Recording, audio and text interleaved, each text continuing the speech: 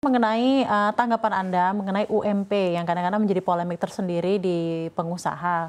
Karena di satu sisi tentunya ya seperti saya sampaikan, sustainability dari bisnis harus tetap berjalan, tapi juga ada beberapa cost atau expense yang juga harus dikelola. Dan ini sangat dipengaruhi maksud saya oleh UMP dan lainnya. Saya ingin tanggapan Anda mengenai polemik UMP yang juga sering dibicarakan jika kita menganalisa mengenai industri tenaga kerjaan dan juga buruh, Pak. Ya, saya kira kalau masalah UMP mungkin perlu dibicarakan tripartit ya kalau nggak itu, ya. Sehingga baik kepentingan buruh maupun kepentingan pengusaha itu betul-betul diperhatikan. Karena ya kalau misalnya hanya dari satu sisi aja pasti nanti akhirnya akibatnya ya bisa seperti kejadian sekarang seperti saat ini. Bapak, mari, sorry. Seperti Ya, sekarang ya ini saya ya, kira Pak.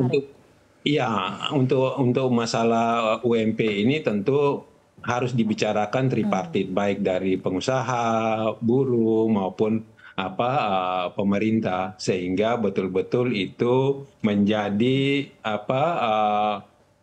solusi bersama. Jangan sampai itu menjadi salah satu hanya solusi di satu pihak aja sehingga akhirnya tidak menyelesaikan masalah. Nah, saya kira kalau masalah industri TPT ini adalah kaitan dengan upah. Ya, Karena kita tahu bahwa kita Indonesia waktu itu dulu kan merupakan raja daripada industri tekstil. Tapi sekarang ini mulai berangsur-angsur, mulai bergeser, orang mulai cari ke negara-negara yang memang upahnya lebih murah. Ini betul. merupakan industri padat karya ya. Seperti hal ini. Nah, tentu ini harus diselesaikan secara bersama-sama. Ya. Saya juga ingin menanyakan kepada Anda mengenai ini baru-baru saja Pak bahwa MK mewajibkan kembali pemberlakuan upah minimum sektoral yang sebelumnya itu sempat dihapus di Undang-Undang Cipta Kerja. Bagaimana tanggapan Anda mengenai hal ini?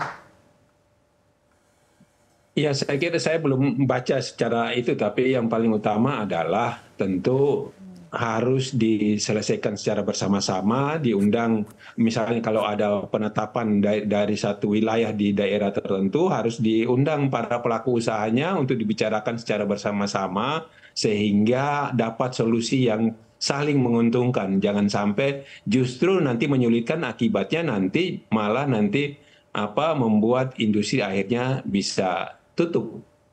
Nah, ini yang tentu harus menjadi perhatian kita bersama. Tetapi yang paling utama juga di samping itu seperti tadi saya sampaikan bahwa ya dalam hal ini pemerintah juga betul-betul harus melindungi industri di dalam negeri dengan melakukan berbagai cara lah Oke. pintu masuk untuk kalau ada barang impor. Dan yang paling utama adalah untuk memperketat barang masuk dari pelabuhan-pelabuhan maupun dari pelabuhan-pelabuhan yang tidak resmi.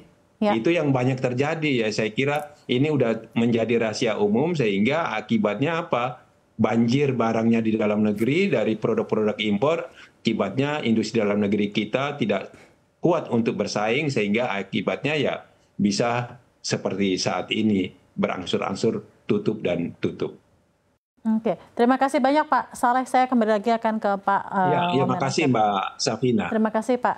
Saya akan kembali lagi ke Pak Noel. Pak Noel, ini cukup viral ya Pak ya mengenai tadi yang sebagian permohonan buruh di Undang-Undang Cipta Kerja dikabulkan oleh Presiden Prabowo Subianto. Kalau kita bisa melihat visualnya di berita-berita, bahkan konfederasi dan juga asosiasi buruh bersujud syukur Pak di tengah jalan, di tengah demo-demo mengetahui adanya beberapa permohonan buruh di Undang-Undang Cipta Kerja yang memang dikabulkan. Ada beberapa lagi juga yang harus direvisi dan lain-lain. Ada beberapa yang tadi sempat dihapus, diadakan kembali lagi. Saya ingin tanggapan Anda mengenai hal ini.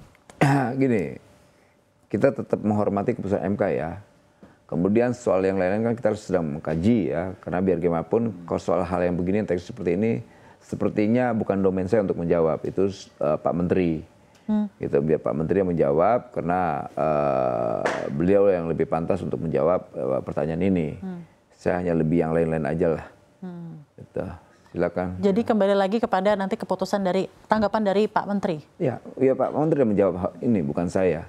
Oke. Tapi kalau soal yang misalnya yang kayak ya ada keputusan, ya kita harus hormati keputusan itu, nggak bisa tidak. Itu kan ini tadi disampaikan Pak Shalih Hussein, ya ini memang menguntungkan para buruh ya. Tapi juga kita juga harus melihat kawan-kawan pengusaha. Ya. Gitu, tugas negara kan harus bisa menjadi jalan. Jalan komunikasi, jalan jembatan komunikasi dan juga jembatan agar kedua ini tidak saling dirugikan. Ya. Itu tugas negara. Oke.